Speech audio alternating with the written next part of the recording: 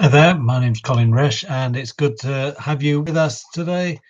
Um, I wanted just to talk a little bit about true and faithful service. It can't have escaped your notice that we are celebrating as a nation and Commonwealth the Platinum Jubilee of our Queen. This remarkable achievement is something truly to be celebrated, regardless of whether you're a fan of the royalty or staunchly Republican. Of course, in most cases, 70 years of loyal service to the same employer may be considered verging into the category of employee abuse. But the royal family is different. Our Queen is not an employee, nor is she under any obligation to continue doing what she does day after day.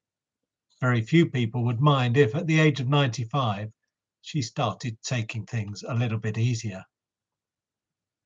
Over the last 18 months, the world of employment has seen a phenomenon taking place called the Great Resignation.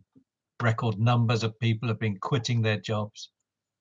The reasons for quitting or dropping out of the labour force are quite varied. They include lack of adequate childcare, low pay, concerns about COVID, burnout and fatigue. Some are quitting in search of better work opportunities, self-employment or better pay. The Great Resignation hasn't escaped church either. I know that many clergy have quit their offices. Don't worry, I'm not planning on quitting just yet, citing increased workload, lack of respect, stipends not keeping up with the cost of living, and fatigue. But we've also seen the Great Resignation impact the church as volunteers reassess their priorities and relinquish their responsibilities, with no one ready or prepared to take them on. More and more tasks are then loaded onto the already overburdened clergy, impacting on their levels of desire to keep going. St. Paul in the book of Romans, chapter 13, implores us to be devoted to one another in love. Honor one another above yourselves. Never be lacking in zeal, but keep your spiritual fervor serving the Lord. Be joyful in hope, patient in affliction, faithful in prayer. Share with the Lord's people who are in need. Practice hospitality. Each of us at our baptism, we are signed with the cross, our badge of office, and encouraged to fight valiantly as a disciple of Christ against sin, the world, and the devil, and remain faithful to Christ to the end of our lives.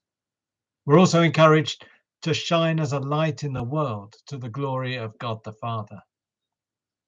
Today, if you are feeling like giving up, take a moment. Be renewed by God's grace. Consider God's calling on your life and carry on. Unlike our Queen, we may not receive any recognition on earth for our dedicated service, but we continue serving nonetheless, knowing that a greater reward awaits us. Hearing our Lord say to us, "Well done, good and faithful servant."